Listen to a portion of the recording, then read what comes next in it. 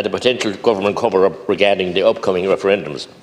On Monday, the 12th of February, the former Attorney General and Justice Minister, Senator Michael McDowell, accused Minister Roderic of hiding vital information regarding the upcoming referendums in March. Senator McDowell's allegation suggests a significant cover-up by the government, and it is a matter that must be urgently addressed. I am today calling for the government to come clean and tell the truth, which is the difficulty for this government. Why would the Minister refuse to share the detailed notes from the crucial meetings from the Interdepartmental Group, which considered the two referendums? These were no ordinary meetings, Taoiseach. They were discussions that have grave impacts on our citizens and our constitution. These notes could shed light on how the changes to our laws might impact on taxation and our taxes, social welfare, and indeed pensions, immigration, and indeed even family reunification for asylum seekers, landowners, farmers, everything else. But by withholding this information, the government is essentially keeping us all in the dark, which is not only unfair but downright disrespectful to the public. It's just not a few meetings, ordinary meetings, they're keeping secret. It's notes from a staggering 16 meetings, and they're also withholding a correspondence with the NGO Treoir. The excuse you claim and your government claim is too early to sharing this. It might sway the vote. But let us call it what it is. The government are deliberately delaying the truth until after we've cast our votes. The manipulation and misinformation goes against the very principles of democracy. Even the Electoral Commission can't provide us with a clear picture of the consequences of these referendums. They're essentially telling us we'll figure it all out later. We have, as I said, there is downright a cover-up designed to keep us in the dark and prevent us from making informed decisions. We have every right to demand transparency and access to the relevant information before we vote. We must stand up against this injustice and demand an immediate publication of these crucial minutes. And the government, given the government's lack of transparency and accountability, it is clear that voting no is the only sensible choice. We cannot allow ourselves to be manipulated by those in power who prioritise their own priorities before they do for our people, and we've seen that so many times.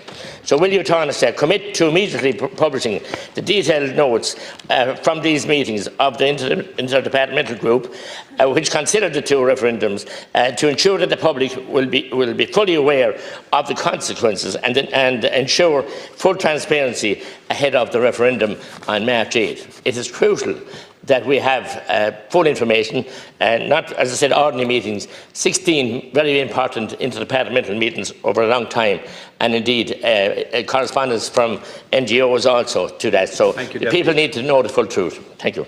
Tánaiste? Yeah. There's no cover-up, Deputy, and there's been a series of Cabinet subcommittee meetings, and of course Cabinet subcommittee meetings are meetings where things are teased out and discussed, various options looked at, various options considered, if that's what you're referring to. But the amendment is very basic, and one of the key ones is that the definition around family should reflect current realities. That's all we're saying to people. I'm sure you're a man that believes in cherishing all the children of the nation equally. 42% of all children born in 2022 were born to an unmarried couple. Are we saying the Constitution shouldn't reflect that? Are we saying they should be excluded from the articles of the Constitution? And we're simply saying, in that amendment, that we want to cherish all of the children, all the various family units, including couples with or without children, single parents and their children, and then you have grandparents raising children as well. And we're simply saying all of those should be covered by the new article. Nothing more, nothing less. People are endeavouring to sort of complicate it. People are raising all sorts of red herrings, which I don't believe have real substance. And this has been the motivation of the Oireachtas All-Party Committee as well. And that in terms of replacing the amendment, in terms of replacing the women's, the duties of women in the home, the idea was to replace that with a provision that recognises care in the home without discriminating on gender. In other words, care provided in the home by any member of the family in the home, and that the state should strive to support that. And that is in essence what's before the people. It's modest, but it's important. Changes to our constitution, which I think are good ones, and I think have been welcomed by many, many people who have felt excluded for far, far too long in our society. And there's been much deliberation on these issues, Deputy, for I'd say nearly 3 decades now. It's been the subject of various Oireachtas committees. Now, maybe the present Oireachtas committee that dealt with this, I think Deputy Batchik was the chair of that, may have wished us to go further in terms of the care dimension to it. But again, in terms of separation of powers, it's important that the Oireachtas of the day and of the future and the government of the future retains the parliamentary discretion to prioritise allocation of resources at budget time. And that has been the essential nature of how we order things in a country, that you have a constitution which provides for fundamental rights and is essentially a liberal rules of law based document which gives a lot of rights to the citizen, but also then creates the executive, which is the government of the day, and the parliament, to then work through the allocations of resources to the various areas of society, education, health and so forth. Failed to answer my question, Taoiseach. Do you know what? If they're trying to rename Park Queeve, they should call it Park Micheál Martin, because you're so good to kick the ball around the pitch and off the pitch, but not, you won't play the ball on the pitch and you won't deal with the questions you're asked. Minister Catherine Martin made an assessment that the Irish Constitution says that a woman's place is in the home. The Supreme Court Judge Marie Baker, chair of the Electoral Commission, has clarified that the Constitution makes no such statement whatsoever. It is flabbergasting that the government would on the one hand appoint a Supreme Court judge to regulate misinformation during a referendum, and then that judge would say that the government minister's interpretation of the Constitution in the context of the referendum was simply wrong.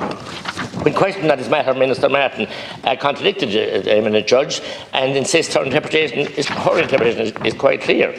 So can you, Taoiseach, clarify if it's your government's minister's interpretation that is correct, or is that of the chair of the Electoral Commission's position that is correct? And can you clarify that the government's position, we cannot have an electoral commission saying that a government minister's interpretation is incorrect and still have confidence in both the minister and the Supreme Court judge and chair of the commission? Thank you, Deputy. We cannot set up an electoral commission to regulate misinformation in relation to a referendum and then turn a blind eye to the disinformation by your government. And what action will be taken against the minister or any other government ministers who's peddling this misinformation?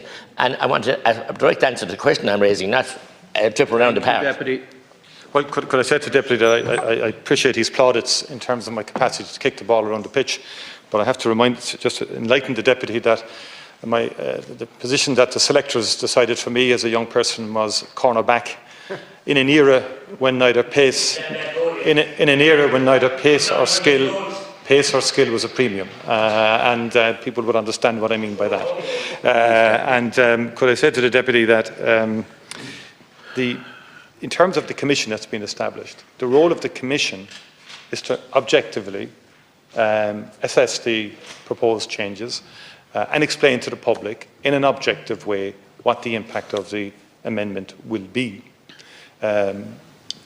Political participants in the campaign, those who are for and those against, will argue in favour of it. I don't accept the charge that you've labelled. I've seen some of the stuff online about disinformation in terms of the difference between duties and place. And I think that's over the top completely, and it's a complete, I think, misrepresentation of the Minister's presentation. The existing articles are clear. I think I've asked you, and I think I would have appreciated a response. Do you favour a more inclusive encapsulation of the concept of family as reflected in modern day reality? Do you accept that in the modern era, that there's 42% of children that are currently excluded? Do you think we should bring them in and include them in the Constitution?